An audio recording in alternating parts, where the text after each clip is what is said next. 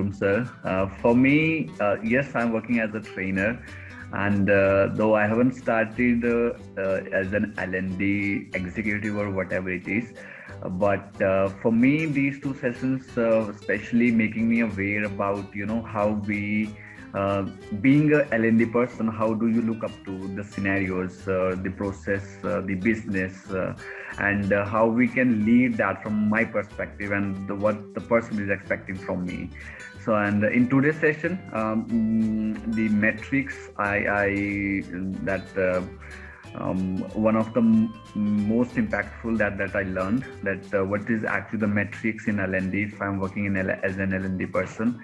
And yes, ROI is the one thing, and the one more part that looking at the data and talking about the data that gives the statistics to future requirement of an organization, that impacts me a lot. Yeah, data variation is very important.